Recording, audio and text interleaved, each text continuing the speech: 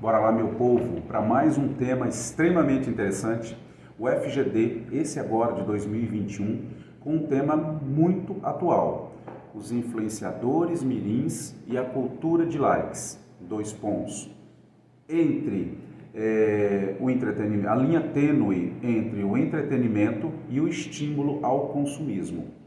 Esse tema, gente, muito interessante para você trabalhar, porque ele já recorta para você o que seria o seu D1, ou seja, focar nas questões relativas ao entretenimento, e ele já recorta para você também o D2, que seria como os influenciadores mirins podem se configurar um estímulo ao consumismo, ou seja, o consumo exagerado.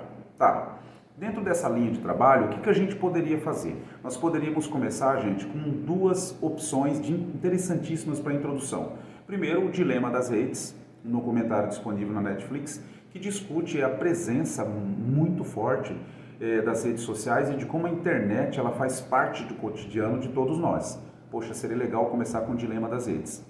Ou ainda a rede social, que trata da origem de tudo isso, né, do surgimento do Facebook e de como isso começou lá no meio universitário, propondo essa integração, essa necessidade de conexão das pessoas dentro desse mundo globalizado. Poxa, interessante você trabalhar com essas duas questões, uma das duas, para abrir a sua introdução. Tá, beleza. E na sequência como que eu venho? Aí você já contextualiza o nosso tema, mostrando que esse advento da internet, de como essas redes sociais se popularizaram, se massificaram no século XXI, é o nosso contexto. E você mostra como isso influenciou as relações sociais e o comportamento. Daí a relevância de você discutir de que maneira, olha a tese, puxando para a tese, de que maneira os influenciadores mirins representam ou eles presentificam essa ideia e a necessidade da gente discutir a relação entre entretenimento, ou seja, trata-se uma forma de entretenimento, ou também uma forma de estímulo ao consumismo. Então nós temos uma introdução redondinha, bem montada para você aí, dentro desse tema, tá? Lembra que você não é para fazer uma opção se os influenciadores mirins são uma forma de entretenimento ou um estímulo ao consumismo. Não, é para você tratar das duas questões e mostrar esses dois aspectos no seu texto, no seu D1 e no seu D2. E lá no seu D1, seria muito interessante você já começar a abrir mostrando como nessa sociedade globalizada e conectada, toda conectada, a internet e esses influenciadores digitais, como que eles se configuraram uma forma de entretenimento. Por que entretenimento? Uma vez que as mídias digitais, elas oferecem produtos relacionados e que atendem às necessidades de lazer deste segmento juvenil que está conectado, por exemplo, pelo celular nesse século que a gente vive.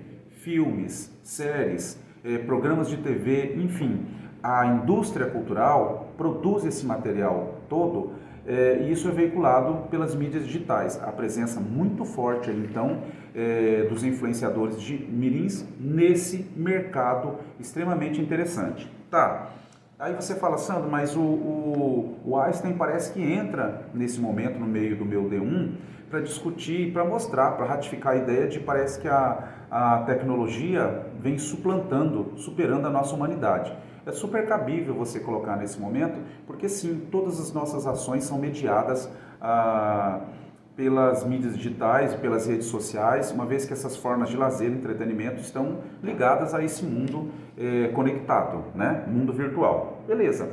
E aí, como que ficam os influenciadores? Os influenciadores têm um papel crucial, porque são eles que influenciam esse segmento forte, que é o segmento juvenil, uma vez que eles têm milhares de seguidores. E tendo milhares de seguidores, por meio do conteúdo produzido pelos influenciadores, eles acabam modificando e alterando e influenciando no comportamento dos jovens.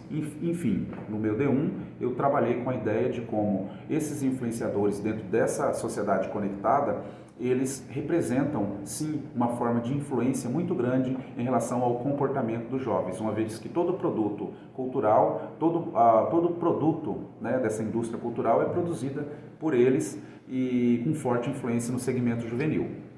Fechou o D1, tem bastante conteúdo, fica bem legal. Aí você desce para o D2. No D2, o que veio, gente? Parece que pula assim. No D2 a gente poderia abrir com o Bauman. O Bauman, quando ele discute a questão da sociedade líquida e de como tudo muda constantemente dentro dessa sociedade, parece que ele responde muito bem a essa questão de, poxa, se tudo muda o tempo inteiro, constantemente, se não existe a tal da imobilidade, a mobilidade é uma constante nessa sociedade, gera-se um sentimento de vazio. E esse sentimento de vazio, olha eu puxando a questão do consumismo do D2, parece que esse sentimento de vazio, essa incompletude sentida por essa geração, parece que ela é preenchida pelo consumo. Você fala, nossa, então tem muita ligação sim, muita mudança, sociedade do consumo, uma sociedade consumista, e o consumo vem no sentido de, parece que atender a uma necessidade típica desses novos tempos. Uma crítica bacana do Bauman, que se insere muito perfeitamente nesse nosso D2. Tá.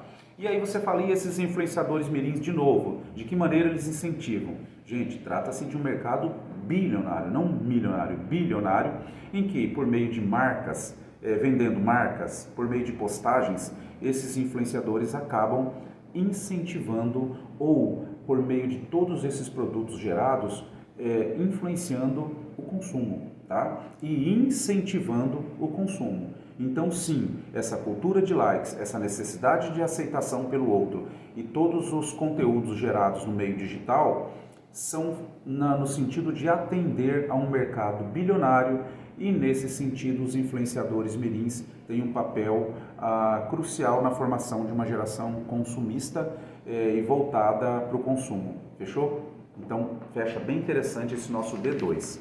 Tá, e o que seria interessante, Sandro, a gente jogar lá na nossa conclusão e não proposta de intervenção, tá? Duas coisas emergem nessa conclusão, duas. Primeiro, o seguinte, a necessidade de uma reflexão crítica. Uma reflexão crítica partiria de quem? Provavelmente da família e da escola. Então a gente teria ali dois agentes muito interessantes para a gente pontuar nessa nossa conclusão sobre a necessidade de uma reflexão crítica e de que maneira esta sociedade do espetáculo do deboche, olha aí uma citação pertinente lá na nossa conclusão, de que maneira essa sociedade do espetáculo, que tudo vira imagem, tudo vira espetáculo, de que maneira essa sociedade influencia o jovem, e daí emerge a necessidade de uma reflexão crítica sobre as nossas atitudes, as nossas ações e de como nós vamos lidar com essa influência para que nós não nos tornemos, né, influenciáveis. Então, dois pontos extremamente necessários nessa nossa conclusão. Fechou? Tema muito bom, muito interessante. Bom trabalho para todo mundo.